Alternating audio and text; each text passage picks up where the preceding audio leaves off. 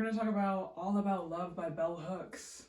Y'all, to pour the self-love into yourself before we get into this book, you guys, because this book is going to teach us about self-love, the importance of self-love, and how we need to use it in all forms of our lives. So let's get into this book, shall we? I am quite the romantic, I must say. I am quite the romantic. I love getting flowers. I love getting pleasured. I love being treated as a princess and being able to be in my femininity, being able to be soft, being able to be all the things that I am, being able to be respected and admired for all that I am. So we're going to go over towards the end of the chapter. She goes into true love and how we think about true love. So let's read a little bit, okay? True love is a different story. When it happens, individuals usually feel in touch with each other's core identity. Embarking on such a relationship is frightening precisely because we feel there is no place to hide. We are known. All the ecstasy that we feel emerges as this love nurtures us and challenges us to grow and transform. Describing true love, Eric Butterworth, true love is a peculiar kind of insight through which we see the wholeness which the person is, at the same time totally accepting the level on which he now expresses himself, without any delusion that the potential is a present reality. Let's slow that down a little bit.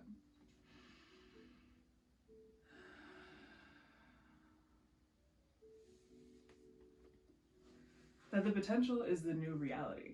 We have to accept what the potential could be before we can even get to the new reality. We have to be present in what we are. If we want to grow into something new, we have to be able to accept what we are now. Going in already on us, okay? So, true love accepts the person who now is without qualifications, but with a sincere and unwavering commitment to help him to achieve his goals of self-unfoldment, which we may see better than he does. Ain't that right, though? Like, I know for me, as an empath that I am, and for me being able to pour so much into other people and I don't get shit back, like, in that person, whether it be not even just romantic relationship, but friends, family, but we cannot change who they are. They have to be willing to change who they are. But in order for it to be true love, like Bell Hooks says, we have to be able to go through the struggle, not believe in fear, be able to go into the deep cracks that need to be sewn up with love. We have to help him to achieve his goals of self-unfoldment. And most of the time, we think that love means just accepting the other person as they are. Who among us has not learned the hard way that we cannot change someone, mold them, and make them into the ideal beloved we might want them to be? Yet when we commit to true love, we are committed to being changed.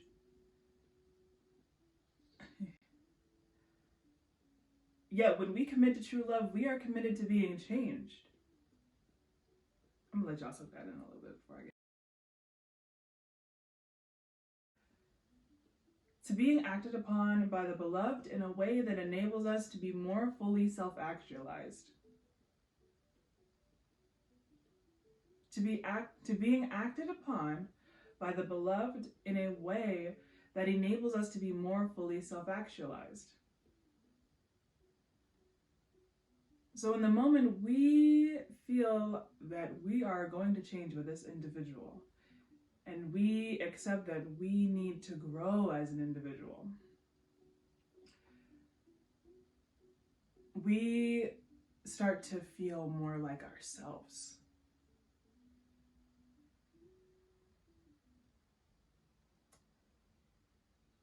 And you have a choice. And she goes into how it is chosen. The change is chosen. And it happens by mutual agreement. Both parties got to mutually agree. If one party cannot agree and the other party cannot, that's not how it works. That's what she's talking about in here in this part. More for myself specifically, like, to be able to be where I'm at today, I have to be able to change. I have to be able to accept that as the person that I am, and the person and the way that my personality works, and the way that the things that I crave for and the new experiences, I have to be able to change. I have to be able to grow and accept and nurture myself in ways that I hadn't before 6 months ago. So, Bug's getting into it for y'all, okay? Choosing to be fully honest to reveal ourselves is risky. The idea, even going into the idea of risk, when it comes to growing, when it comes to jumping off that cliff and into the unknown, it is a risk, but you have to be able to take that risk, you guys. Y'all have to be able to take that risk, and nobody want to talk about that. Nobody want to talk about that. When you get into your 20s and when you reach 25, that's the jump off point. That's the point when you really, really got to be able to take risk in all areas of your life. So the ways that she goes into, and then there's another part in here, that love is letting go of fear. And that no matter how often we turn our minds and hearts away, how stubbornly we refuse to believe in its magic, true love exists.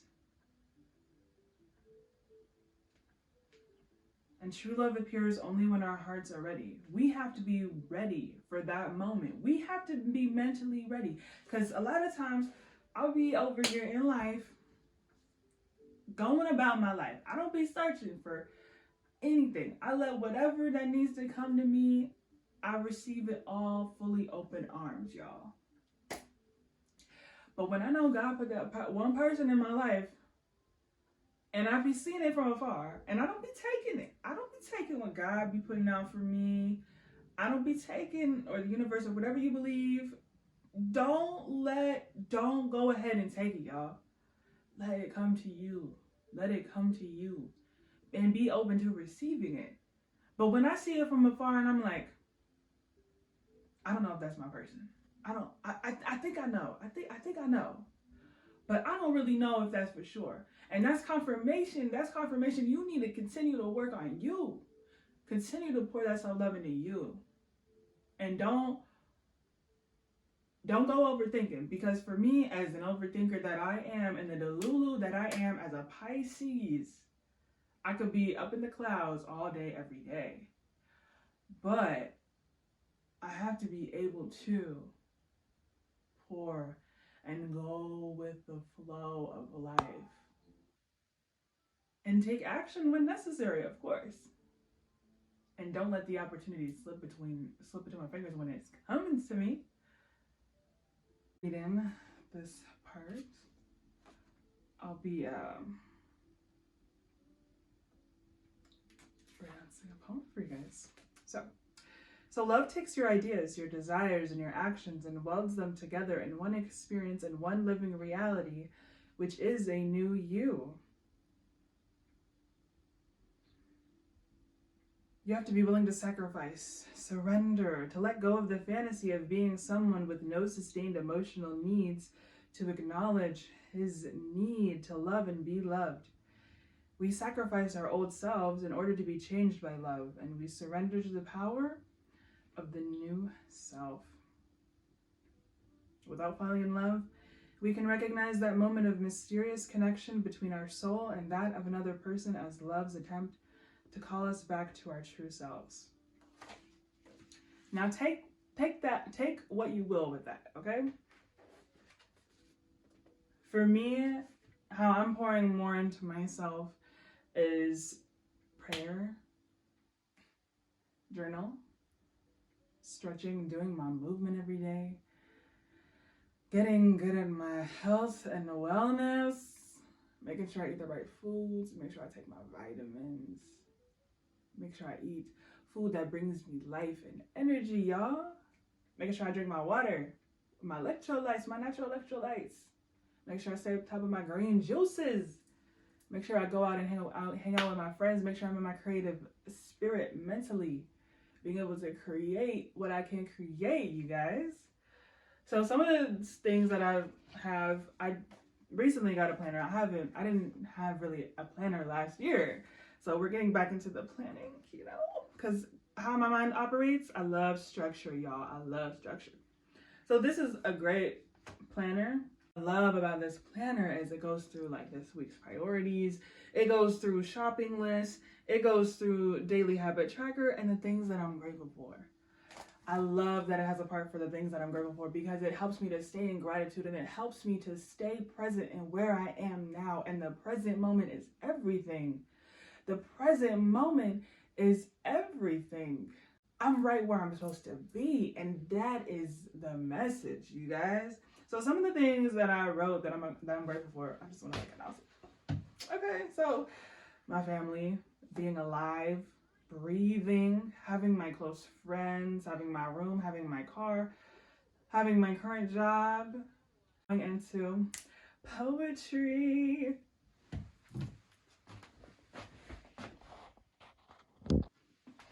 Okay. I already know what time it is. Poetry. Poetry. We're going to go into each part, you guys. This is the first time I'm going over this with y'all, okay? Y'all stay tuned. A jar of fireflies, I catch everyone to light, the space I claim. I am at peace. I see a new beginning. A brighter day comes as the sun goes down, and the moon rises to claim its space.